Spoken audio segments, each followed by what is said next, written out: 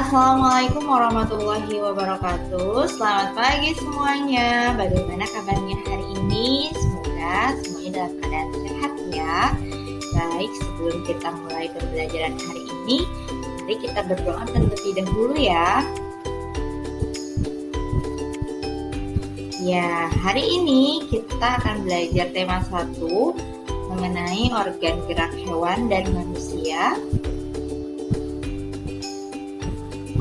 Subtema 1, organ gerak hewan, pembelajaran keempat.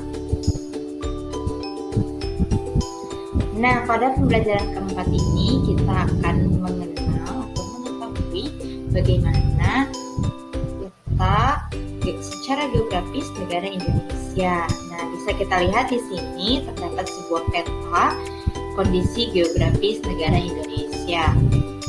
Nah, jadi secara geografis Indonesia itu terletak di antara 2 benua dan 2 samudra. Benua apa saja ya? Nah, yang pertama yaitu benua Asia dan benua Australia. Selain itu juga Indonesia terletak pada 2 samudra. Yang pertama yaitu Samudra Hindia dan Samudra Pasifik. Nah, selain secara geografis, nah adapun secara astronomis Indonesia itu terletak pada koordinat 6 derajat lintang utara sampai dengan 11 derajat lintang selatan dan 95 derajat bujur timur sampai dengan 141 bujur timur.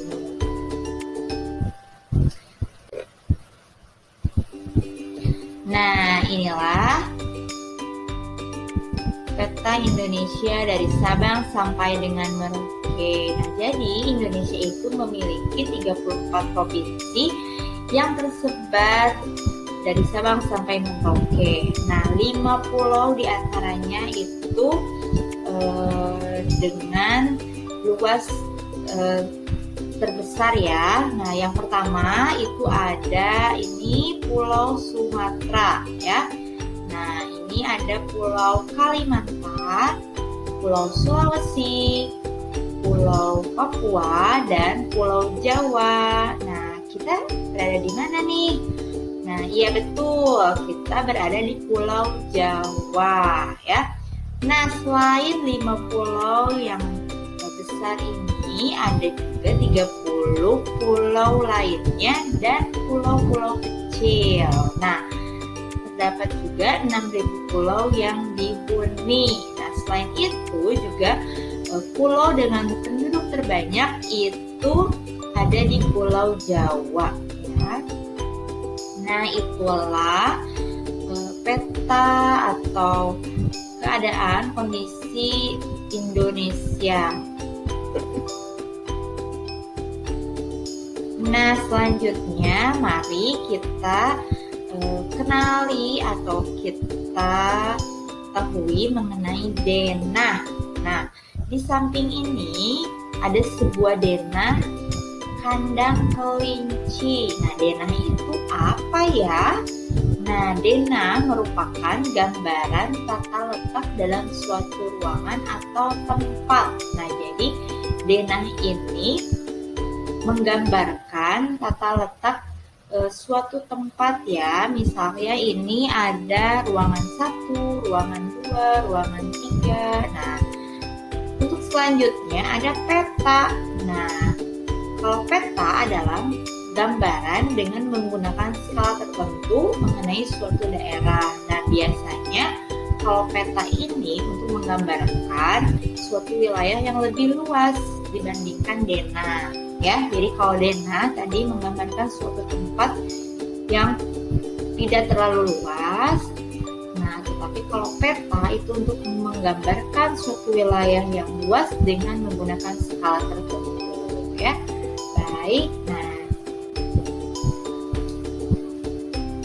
Nah, ini adalah tugas pertama, yaitu kalian cari tahu tentang 5 pulau besar tadi yang ada di Indonesia.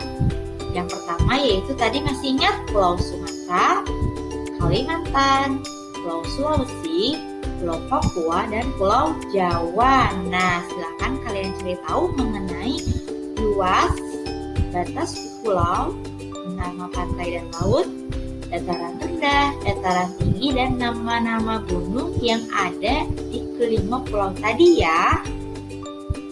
Nah, baik, selanjutnya mari kita simak penjelasan mengenai gotong royong. Ada yang tahu apa itu gotong royong? Ya, betul sekali ya. Gotong royong itu merupakan kegiatan yang dilakukan bersama-sama untuk mencapai hasil yang diinginkan. Nah, seperti yang terdapat pada gambar di samping ini, ada sebuah gambar sekumpulan orang-orang sedang bergotong royong untuk membangun sebuah rumah. Selain itu, juga terdapat sekumpulan orang sedang membersihkan halaman. Nah, jadi gotong royong ini merupakan kegiatan yang dilakukan secara bersama-sama sesuai dengan sila Pancasila. Coba, masih ingat sila keberapa? Iya, betul sekali ya, sila ketiga, Persatuan Indonesia. Nah, jadi budaya gotong royong dalam masyarakat Indonesia itu terdapat dua jenis. Yang pertama yaitu gotong royong tolong-menolong, yang kedua gotong royong kerja bakti. Nah, seperti yang terdapat pada gambar ini ya.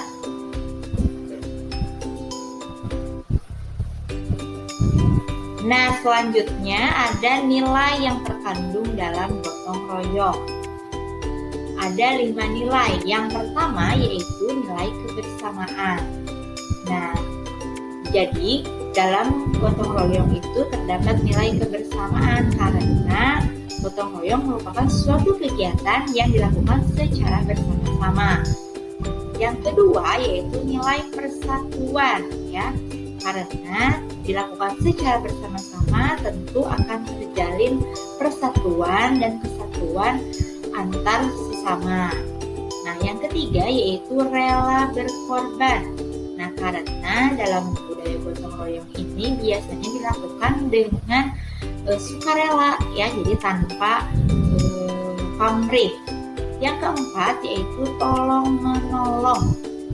Nah, misalnya ketika ada tetangga kita yang membutuhkan bantuan, nah kita menolongnya. Nah, itu juga termasuk kepada budaya gotong royong yang mengandung nilai tolong menolong. Nah, dan yang kelima sosialisasi. Nah, tentu ketika kita ikut dalam kegiatan gotong royong, kita akan bersosialisasi dengan semua orang yang ada di situ ya, karena kegiatan gotong royong ini dilakukan secara bersama-sama. Nah, selain itu juga ada peranan gotong royong.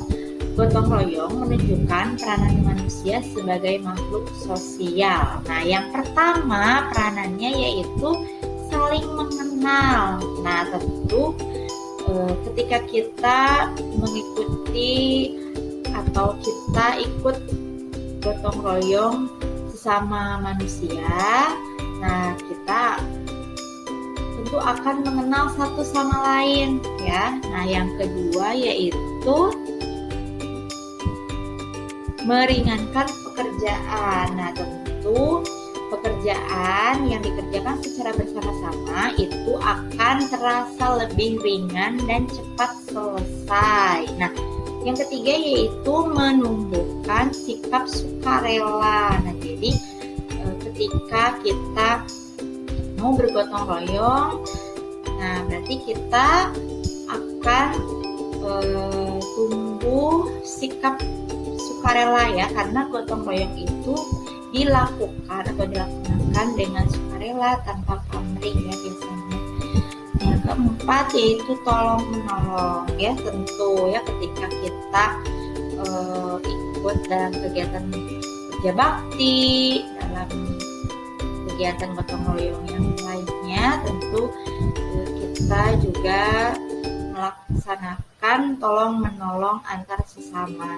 Nah, yang kelima yaitu kebersamaan ya, tentu karena dilaksanakan secara bersama-sama.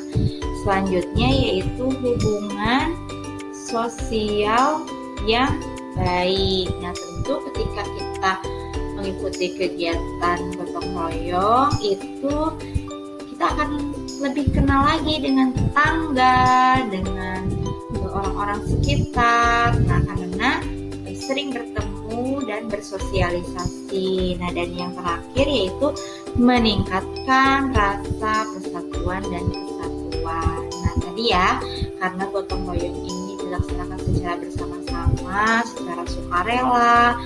Nah, tentu akan terjalin saling mengenal satu sama lain, maka akan tercipta persatuan dan kesatuan. Nah, itulah penjelasan mengenai gotong royong. Nah, semoga kalian juga dapat menerapkannya dalam kehidupan sehari-hari di rumah ya. Terima kasih atas perhatiannya. Wassalamualaikum warahmatullahi wabarakatuh.